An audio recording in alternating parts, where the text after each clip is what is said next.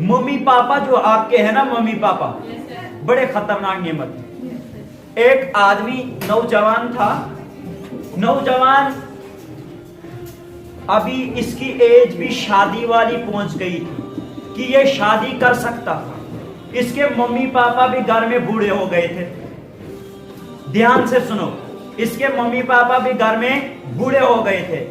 एक दिन अम्मा ने कहा, बेटा मैं आपकी शादी कराना चाहती हूँ, आपका इसके बारे में ख्याल क्या है?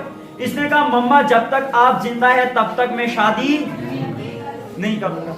तो इससे आगे मम्मा ने कहा, यार बेटा अभी मेरे हाथों में हिम्मत खत्म हो गई है, मेरा जिस्म ढीला पड़ गया है काम करते करते, मैं तो बड़ी परेशान हो गई हूँ, मुझसे सारे काम होते तो नहीं है, इसलिए मैं चाहती हूँ घर में बहू आए, वो मेरे कामों में हेल्प करे, मैं भी उसकी हेल्प करूं और इसी तरह मेरी जिंदगी निकल जाए और थोड़े दिनों का मुझे भी आराम मिल जाए। बेटे ने कहा, अगर ऐसी बात है तो मैं तैयार हूं, आप शादी कर सकते हो।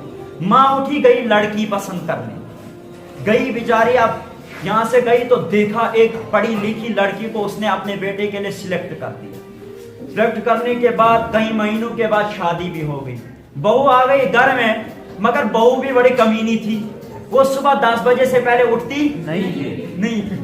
तो इसने काम किया ऐसा कि माँ ने तो बेटे की शादी इसलिए कराई थी कि बहू सुबह उठेगी, नमाज पढ़ेगी, चाय बनाएगी, झाड़ू लगाएगी, घर को साफ करेगी, तो मैं तो थोड़ी देर आराम करूं। मगर इसका कुछ उलट हो गया कि 2-4 दिन ऐसे गुजरे कि शादी के बाद मम्मा सुबह खुद ही उठती, चाय बनाती, नमाज पढ़ती, उधर से झाड़ू लगा के फिर नाश्ता तैयार करके इसको बिस्तर पर ही ले जाके देती। अब बहू आई है ना, बहू की खिदमत कर रही है सास। तो 2-4 दिन बेटे ने यही हाल देखा तो बेटे को गुस्सा आ गया, मम्मा बहू किस लिए लाई है, मैं तो चाहता था तुम्हें आराम दे। इसने कहा, नहीं अभी नहीं है, चलो ठीक है अभी रहने दो, बाद में क्या पता सीख जाएगी, काम करेगी, इसको एहसास आएगा।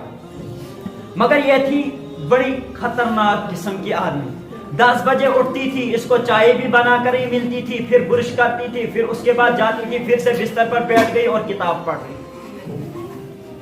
तो बेटे के जहन में एक तरकीब आ गई। बेटा आया मम्मा के पास, मम्मा आज मेरे जहन में बड़ा अच्छा मशवरा आया। कहा, बेटा बयान कर दीजिए। कहा, जब आप कल झाड़ू लगा रही होंगी ना, मैं आऊंगा, मैं बोलूंगा मैं लगाऊंगा, तो बोलना मैं लगाऊंगी, ये वो ये तो कर देंगे। जब ये शोहर को झाड़ू लगाते हुए देखेगी तो इसको शर्म आएगी, मेरा शोहर झाड़ू लगा रहा है, मैं बिस्तर पर सोई हुई हूँ, क्या पता एहसास आ जाए, उठ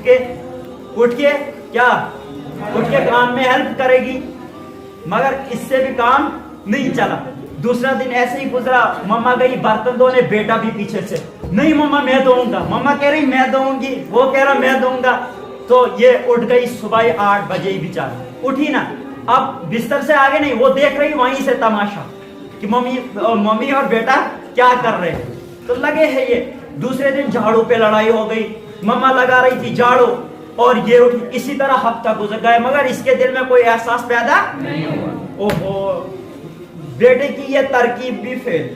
अब क्या हो गया, हफ्ते के बाद जब सुबह झगड़ा लगा था झाड़ू पे, बहू उठी बिस्तर पे, कहती इधर आओ दोनों दोनों चले गए, दोनों चले गए। तो कहते क्या झगड़ा लगा, इसने क्या शोर मचा रखा है, कहते नहीं ऐसी झाड़ू पे ये वो। कहा, मम्मा और आप भी सुन लीजिए, कहा मम्मा और आप भी सुन लीजिए, शोर से कह रही, आप एक काम करें, टाइम टेबल बनाए और उसमें नाम लिख दें, हफ्ते का शेड्यूल बनाए हर दिन के हिसाब से, एक दिन ये सफाई करेगा, एक दिन आप करना, लड़ो मत, मेरी नींद में डिस्टर्बिंग हो रही है, मेरी नींद खराब क्यों कर रहे हो, आपने सफाई नहीं कर रही, मत करो, मगर मेरी नींद में खलल पैदा